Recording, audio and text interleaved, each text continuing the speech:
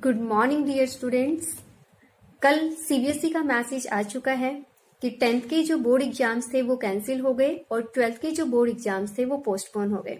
अब कल से भर भर के आप लोगों के मैसेजेस आ रहे हैं कि मैम हमारे जो बोर्ड एग्जाम्स है वो पोस्टपोन हो गए, आगे पता नहीं क्या होगा, एग्जाम्स हम कैसे दे पाएंगे। अभी हम लोगों ने बहुत अच्छी प्रिपरेशन की थी, बाद में पता नहीं कुछ होगा नहीं होगा, हम सारी चीजें जो अब तक हमने लर्न किया था वो सारा हमारा जो प्लानिंग थी वो फेल हो जाएगी। हमारे साथ ही ऐसा क्यों हुआ? तो बच्चे एक चीज आप समझ लीजिए कि आप लोगों के लिए सीबीएसई ने जो इतना बड़ा फैसला लिया है वो कुछ सोच समझकर ही लिया होगा। एग्जाम्स आप लाइफ में हर कदम पर दोगे, एग्जाम्स आपके चलते रहेंगे, लेकिन हमारी लाइफ हमारे लिए बहुत इंपॉर्टेंट है। अब पूरे देश में ये जो पैंडेमिक सिचुएशन है इसकी वजह से बहुत सारे स्टूडेंट्स हैं, बहुत सारे टीचर्स हैं जो इसकी चपेट में आ चुके हैं, जो कोरोना पॉजिटिव हो चुके हैं। तो हमें उनको भी ध्यान में रखना है, हमें सभी को साथ में लेकर चलना है। इस पैंडेमिक सिचुएशन में हमें पहले खुद को बचाना है, एग्जाम्स तो हम बाद में भी देते रहेंगे। तो सीबीएसई का ये जो फैसला आया है ये बहुत ही अच्छा है। देखिए जो भी होता है ना अच्छे के लिए होता है, इस चीज को अगर आप एक्सेप्ट करोगे तो सारी टेंशन आपकी खत्म हो जाएगी। हमें स्ट्रेस नहीं लेना है, हमें पैनिक नहीं करना है, जो होता है हमेशा अच्छे के लिए होता है। अब इसमें अच्छा क्या होगा? देखिए बच्चे, जब भी बोर्ड एग्जाम्स होते हैं तो स्टूडेंट्स तो एग्जाम्स देते हैं, लेकिन कितने सारे टीचर्स होते हैं जिनकी ड्यूटीज एग्जाम्स में लगती हैं। अगर मान लो किसी भी सेंटर पे कोई एक भी पर्सन पॉजिटिव हुआ तो वो पॉजिटिव पर्सन सभी बच्चों को पॉजिटिव कर देगा। इवन वो जब अपनी फैमिली में जाएगा तो फैमिली में भी जो बच्चे हैं, जो बुजुर्ग लोग हैं, उनको भी कोरोना हो जाएगा, जो एक बहुत बड़ी सिचुएशन है। इस सिचुएशन को हम बहुत ही ज्यादा लाइटली लेते हैं, लेकिन रियली ये बहुत ही हार्ड सिचुएशन है। तो सबसे पहले हमें अपनी लाइफ को बचाना है। अगर हमारी लाइफ बचेगी तो हम सब कुछ कर सकते हैं। ऐसा नहीं है कि एग्जाम्स कराना या ना कराना सिर्फ एक ही सिचुएशन को हम लेकर चलेंगे, यही सिर्फ इम्पोर्टेंट रह जाती है। एग्जाम्स 2 महीने बाद भी हम दे सकते हैं, ठीक है। तो पहले हमें अपनी लाइफ को, अपनी हेल्थ को प्रेफरेंस देनी है। तो इतनी सारी कमेटीज के बैठने के बाद जो भी पीएम जी ने जितने भी डिसीजंस लिए हैं वो बहुत ही सोच समझ के और हम सभी स्टूडेंट्स एंड सभी टीचर्स के फेवर में लिए हैं। इवन मैं बोलूं तो सभी लोगों के फेवर में लिया है, ठीक है। तो इस चीज को हमें नेगेटिव नहीं लेना है। अब बात आती है कि अगर सीबीएसई ने अभी के लिए जो पेपर पोस्टपोन किए हैं क्या ये कैंसिल हो जाएंगे? तो देखिए बच्चे, अभी सिचुएशन का कुछ नहीं पता है, फ्यूचर को हम एस्टिमेट नहीं कर सकते कि फ्यूचर में क्या होगा, लेकिन जो भी होगा उस सिचुएशन के अकॉर्डिंग जो भी हमारी हायर अथॉरिटी है उन चीजों को समझकर सारे अच्छे से डिसीजन मेकिंग करके कोई फाइनल जजमेंट लेगी। लेकिन होपफुली वो जो जजमेंट होगा वो सभी लोगों के फेवर में होगा। तो अभी हमें पैनिक नहीं करना है।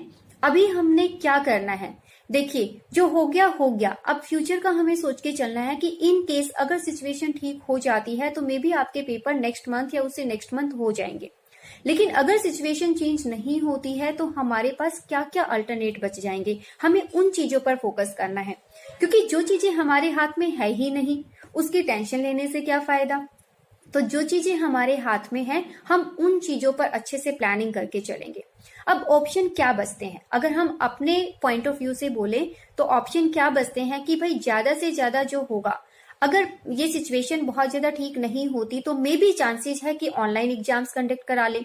लेकिन ऑनलाइन एग्जाम्स कंडक्ट कराना देखो प्रैक्टिकली पॉसिबल नहीं हो पाएगा, है ना। बहुत ज्यादा प्रॉब्लम्स है, नेटवर्क प्रॉब्लम है, कुछ बच्चे वहां पर नहीं पहुंच पाएंगे, तो कैसे होगा अभी कुछ नहीं कहा जा सकता। ये हो सकता है कि जहां तक हो सकता है कि मैक्सिमम क्वेश्चंस जो आपके होंगे वो एमसीक्यू डाल दिए जाए और सब्जेक्टिव को कम कर दिया जाए, ऐसा चांसेस हो सकता है। तो हमें अपनी प्रिपरेशन को आगे लेकर चलना है। ये नहीं है कि हो गया पोस्टपोन तो हमें पढ़ाई ही छोड़ देनी है, सिर्फ हम टेंशन ही लेते रहेंगे। नहीं बच्चे, देखिए जो चीजें हमारे हाथ में है हम उसके अकॉर्डिंग स्ट्रैटेजीज बनाएंगे और अपने आप को इस पैंडेमिक सिचुएशन में भी अपडेट रखेंगे। हम लोग घर पर हैं, हमारे पास बेटर अपॉर्चुनिटीज है, हमें बहुत सारा टाइम मिल गया है। अब क्या होगा अगर पेपर कैंसिल हो भी जाते हैं? हम मान लेते हैं चलो पेपर कैंसिल हो भी जाए, वैसे अभी कुछ कहा नहीं जा सकता, हो सकता है कि पेपर कंडक्ट कराने का कोई रास्ता निकल आए और पेपर आपके कंडक्ट कराए जाए। लेकिन अगर फिर भी हम मानते हैं 1% कि अगर पेपर हमारे कैंसिल हो जाते हैं तो फिर फ्यूचर का क्या?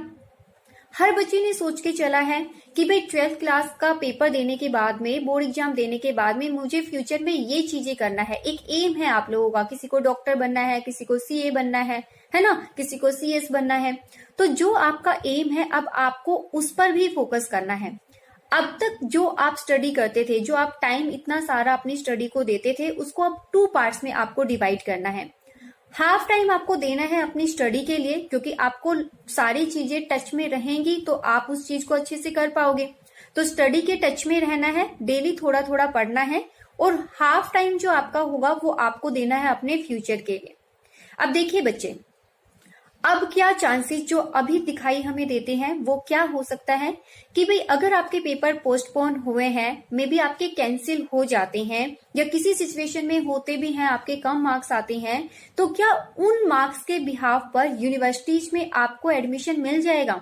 मतलब वो जो मार्कशीट आपको मिलेगी बच्चे, अब हमारे हिसाब से उसकी बहुत ज्यादा इंपॉर्टेंस नहीं रहेगी, टू बी वेरी ऑनेस्ट। अब हमें करना क्या है? अब हमें अपने फ्यूचर पर पहले फोकस करना है।